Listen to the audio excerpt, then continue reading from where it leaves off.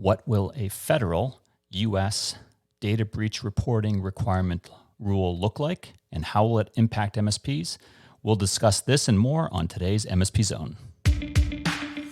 You're entering the MSP Zone, a podcast for the managed services community, covering news, analysis, and interviews from around the globe. Elevate your MSP game by staying in the MSP Zone.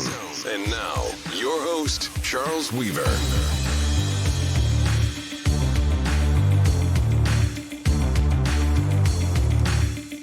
Lots to talk about today.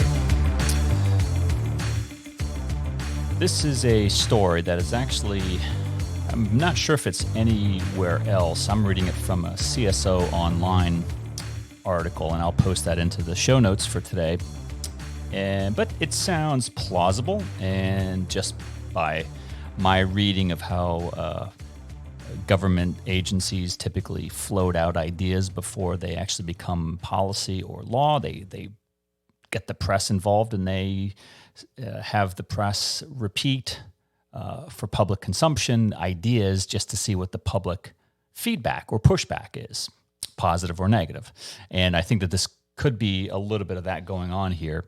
First of all, the title for today, what would a U.S. federal data breach notification rule look like? What are we talking about? Let's set the stage, shall we? So,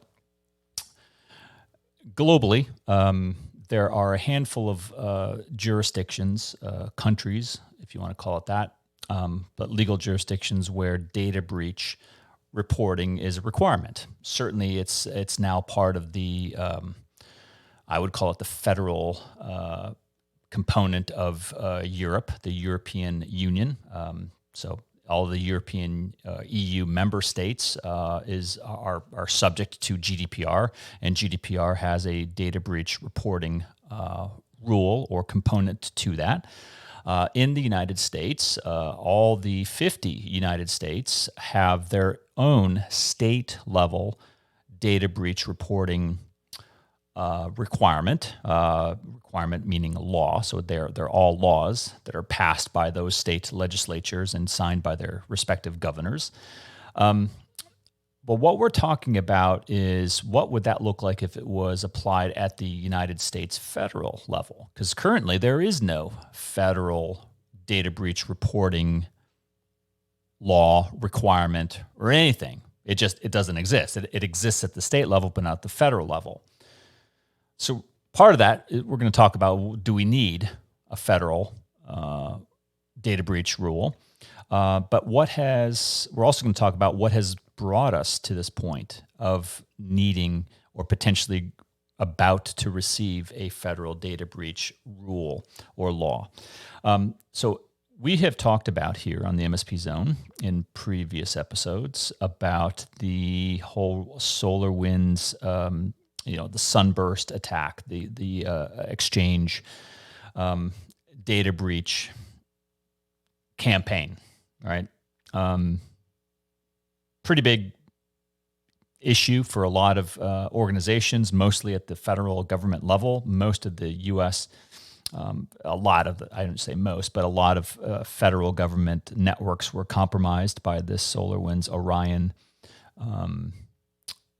exploit, and which has now been patched, but it's done a lot of damage, and we're still trying to figure out what the extent of the damage is. Doing damage control, certainly trying to patch and harden those systems that were exploited. But it's happened outside of the federal government sector as well. It's happened in the private sector. We know this, and we know that it was almost guaranteed to be a nation-state actor that did this. Most people think it's the Chinese communist government that did it, so I think there's multiple reports of that being the likely source.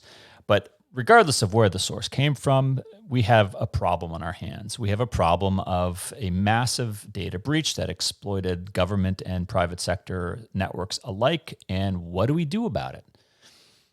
And here's where we get into not so much politics, but policy. And in my opinion, the two, don't have to, but often do intertwine. And for the politician, regardless of your political persuasion, because all parties and all persuasions of political creature do the same thing at some point or other, they feel like they have to act. They feel like they have to pass a law. They have to make an executive order. They have to make a speech. They have to do something to say, I care about it. And it's everybody, regardless of which political party, it doesn't matter. They all do it. And so this new administration here in the United States is, according to this article on CSO Online, is thinking about and actually has taken steps to draft an executive order. So not a law, but an executive order. So we'll talk about that in a moment. That would deal with the breach and attempt to remedy it. And a couple things that I take note of by reading this article. One, the fact that they're talking about and working on an executive order tells me that they don't have consensus yet at the legislative level to act. And that's really important because I don't think you're ever going to really get anything truly meaningful or lasting with an executive order. Executive orders are, by their nature, they're very transitory. They only have a shelf life for as long as the person is in office. Until then, or after that, then the executive order could be countermanded by someone else who comes in and wipes away that previous executive order. It's a lot more difficult to wipe away an existing law because you have to actually pass another law and to replace it. And so just some things to think about as we progress through this. So I'll read a little bit from the article because I think it's really interesting, and it's not a direct quote here, but according to the article, according to a draft executive order seen by some reporters, I don't know who, they don't say, and selected experts, they don't say who that is, government contractors would be required to report attacks on their networks and software to federal government customers within a few days of discovery, much the same way the EU's GDPR mandates data breach disclosures to regulatory authorities within 72 hours of discovery. According to reports, the relevant government customers would then pass on the reported data to DHS's, Department of Homeland Security, Cybersecurity and Infrastructure Security Agency, the CISA. The order, it goes on to the article, the order would also reportedly require federal contractors to meet specific software standards, interesting, and mandate basic security practices, including data encryption and two-factor authentication. The order ostensibly further requires software vendors to secure their build systems, ensuring the software's disconnection from the internet and tracking the identity of workers who work on the systems.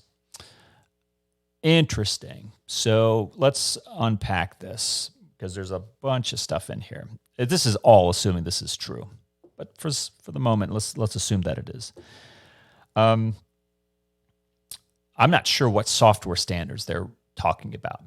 I'm unaware of any software standards that would be applicable here. I'm aware, obviously, of many security or best practices.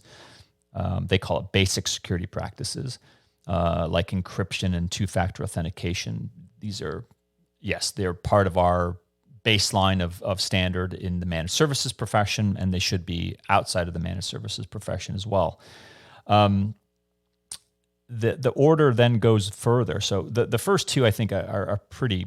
Yeah, I'll accept that as a basic, right? Why that's coming as an executive order, not a law. That's we'll talk about that in a little bit. The order requiring software vendors to secure their build systems. We're not talking necessarily about, especially at the federal government level, SaaS platforms. I mean, some of them certainly could be SaaS platforms where the software vendor still has a great role of hosting and securing the software that the federal government customer is using. But I think most of these are talking about, private on-premise, versions of the software where the government client or the government contractor servicing the federal government customer would be hosting that themselves. So I'm not really clear as to who they think is responsible for these software standards or security standards, because it could be a number of different actors. It could be the software vendor. It could be a hosting provider. It could be a public cloud hosting company. Who would that be? I don't know. Maybe a Microsoft Azure, maybe a AWS, maybe a Rackspace, maybe a IBM. Don't know. Maybe it could be Google. It could be a lot of people. It could be a private VAR, GSA VAR reseller. It could be an MSP. It could be a lot of people. And even if it was an MSP, even if it was a hosting provider, they're not necessarily going to have access to code. I mean, they'll be able to secure the systems, the outside, but they're not going to have access to updates. They're not going to have access to things that are beyond their control and the scope of their duties to their customer. So there's a lot of unknowns here. And look, we're talking about an article that's, talking about a hearsay, speculative draft executive order that may or may not exist. So a lot of this stuff is still speculation. But the article does seem to indicate that there are a lot of concerns about a potential executive order and about what this could mean.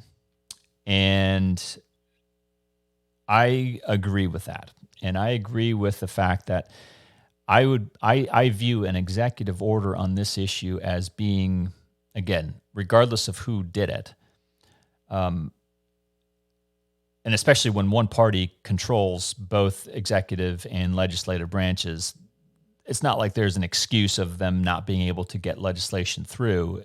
There should be no barrier to being able to pass something that is, assuming they have unanimous or a majority support for that.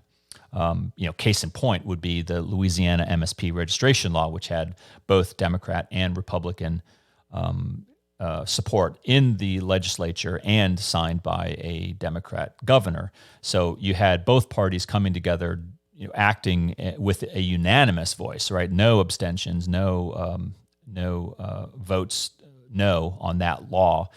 At least as I recall that, they acted as one voice, and I think that would be nice to see here. But nevertheless, if this is an executive order, I'm not sure that this is going to do anything that we don't already do now. I mean, I don't necessarily think that government contractors don't already know that they should be using multi-factor authentication.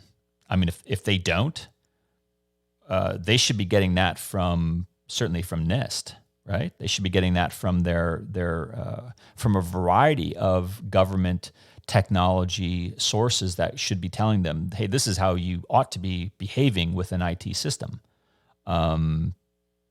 Maybe I am being overly optimistic about how our government employees and departments handle their IT assets. I suppose I could be. But are we going to get anywhere substantial or meaningful when it comes to an executive order that, again, could be very easily rescinded with a new administration? And it's not going to have the same power and weight as an actual law that might be able to do a lot more and have a lot more enforcement capability, which brings us to the next question of, should we be federalizing data breach notifications? Well, I'm of mixed opinion on that, really, because while I think it's very clear to say that the entire United States, all 50 states, have acted in one voice by saying all 50 states have data breach reporting requirements. They all do. Is a federal version of that going to be meaningful? Probably not. Probably not.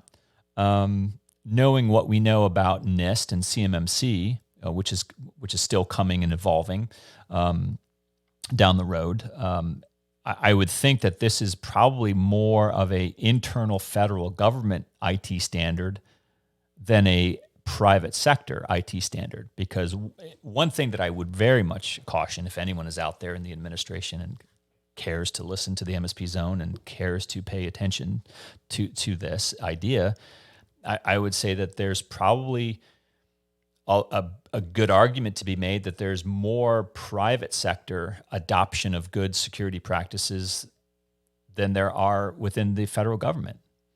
I think that that's demonstrably true. Now, I mean, if you work at the CIA, if you work at the NSA, if you work at FBI, you probably have pretty good security, right? Because why? Because you have an IT department in each of those agencies that is really, really focused on security and privacy. Well, that may not be true at every single department level. Like, I don't know what the IT department looks like at the Treasury Department. I would hope it's good, but I don't know. I would hope that the Interior Department or the Health and Human Services Department has a really top-notch IT group. Maybe they do. I don't know. But something tells me that if there's variance in between those different government groups, variance meaning in the way that they source IT, the way that they host IT, the way that they go about, protecting themselves, their users, and their data, and how they go about enabling, their federal customers to do business through IT systems and networks. That would be certainly an area where you would want to, maybe standardize on NIST and really enforce that internally, and then push that down through the user, the federal user, down to the federal supplier. Now, that would be a great idea. And by the way, I would think that would be a great idea that shouldn't be put into an executive order. That should be a law. I mean, if you really want to, you want to adopt change, make it a federal law that applies to all federal government employees and contractors. Simple. It's a simple thing. And you could have a federal data breach notification rule that would apply to those federal customers and their suppliers. I think that would be very legitimate. But I think that if you're going to have MSPs that want to be incented to continue working on federal government projects, you need to make sure that their voices are also heard, and that when they say, hey, you should be using two-factor or multi-factor authentication, you should be encrypting your data and backing up your data and archiving it so that we can get it back if there's ever ransomware. There's a long list of things that they should be doing that don't get done because why? A federal customer doesn't have the budget. They don't want to do it. So they don't do it. And then you have these hacks. And I'm not saying this hack or this breach was a result of a budgetary issue. I'm saying it's a behavior issue, because it was certainly preventable, or it's certainly possible to know about it far sooner than when we detected it, if we just employ some basic common sense security practices. But is that going to come to fruition? Who knows? But this is a good article. I think everyone should read it. It doesn't deal with MSPs specifically, but if you are an MSP and you work in the federal system, this is good. This is going to impact you, right? This is going to impact you. And could this also apply to federally regulated systems? What do I mean by that? Well, I mean, there's a lot of private sector business that isn't federally owned, meaning it's private sector, but it's still under the auspices, or it's regulated by the federal government. What's an example of that? Well, the United States banking system, right? You have private banks who have direct government oversight Same thing with the healthcare system. Same with some elements of insurance. Same with some elements of communication and transportation. And there's other sectors, right? Energy might be some examples of energy companies that have direct federal oversight. So this wouldn't necessarily be just specific and relegated only to federal customers. This could, depending on how tightly or loosely it is worded, it could expand far beyond that. And I don't know if that's a good idea, because I don't know if we want to be implementing policy through executive order on something like this, which transcends, right? This is very big, right? This covers a large section of our globe, not the least of which is our United States. I think that this would be something better suited to a law, but we'll see. Maybe they don't end up coming out with an executive order. Maybe the executive order has nothing to do with what is reported in this article. Who knows? But it's worth a quick read. It's a good opinion piece. Again, it doesn't specifically name MSPs, but it is something that all MSPs ought to be aware of, because if you work in the federal government or in some of those downstream federally regulated sectors, this could be impacting you in the near future. Who knows? That's just my opinion. If you have your opinion, you want to read this article, you have some insights on what you think, what you ought to do, what we should do. Love to hear from you. Maybe have you on the program one of these days. Send us an email at mspzone@mspalliance.com, and we'd love to hear your voice heard. Maybe we'll just read your comments if you want us to on the air. But that's my opinion, right or wrong. Until next time, Charles Weaver for the MSP Zone. Thanks for listening.